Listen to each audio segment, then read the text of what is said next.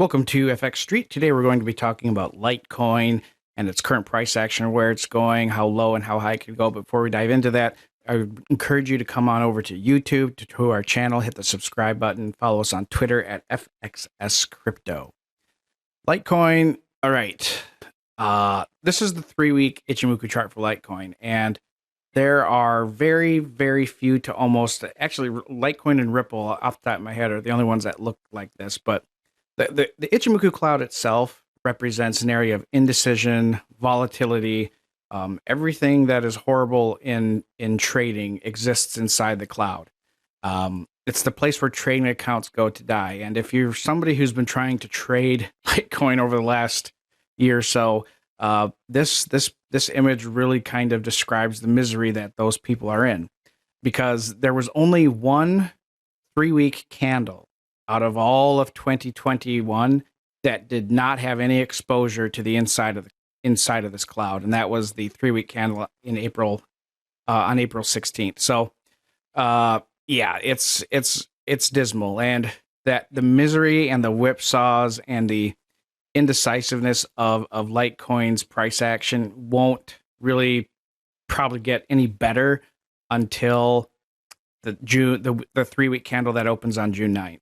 So that's a ways away yet. And so, some continued volatility here is definitely expected.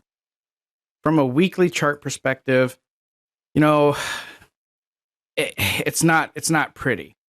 It's the Chiku spans dropped below the cloud for the first time since you'd have to go back to the COVID crash. And it didn't last down there very long. And, the oscillators really don't support a lot of sustained pressure south. And certainly the current weekly candlesticks, that candlestick that is developing is very bullish in nature. But, again, it's not a lot to be gleaned from the bullish side of things on this weekly chart, other than the optics bands recently coming out of oversold territory. And the optics bands are still in the lows. So that's one thing. With this current weekly candlestick, that is one thing that is kind of lending some support to some higher prices here. But from the weekly chart perspective, 130 might be $130. That might be the upside potential for the week if it does move higher. That's where the weekly Tenkan-sen is at.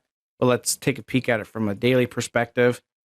It looks a lot like every other altcoin chart right now. And even Bitcoin and Ethereum's chart, you have this very, very similar setup. You have the Tenkan-sen and the Kijun-sen inside or just outside of the cloud, and you have price action trading below it. This pullback, this is really kind of a make or break zone that's coming up.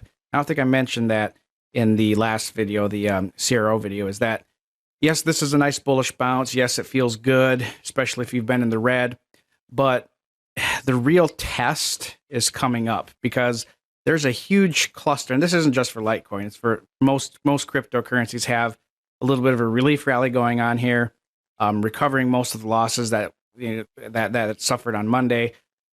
But it still needs to get above really the hardest, most difficult, resistance that it currently has, and that is, it has the bottom of the cloud, the Tenkan-sen and the Kijun-sen, basically everywhere between 116 and 120 is where you see a ton of pressure. But then even above that, you have the top of the Ichimoku cloud itself.